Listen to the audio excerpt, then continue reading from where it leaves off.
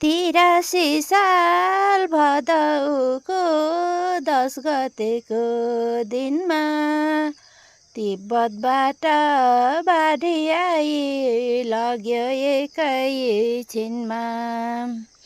बिहानको काम सकेर खाना खाने बेला बितन्दा मचाउँदै आयो उर्लिएर भेला। बाढी आयो भुटेकोसी नदीमा बिहान कति मानिस बेपत्ता छन् कोहीको गयो ज्यान।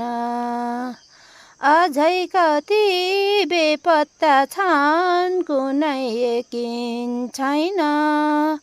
रसुवाको अवस्थाले मुटु थामिँदैन। केही बुझ्न सकिएन प्रकृतिको खेला। के विपद आइलाग्ने हो अझै बाँचुन्जेल।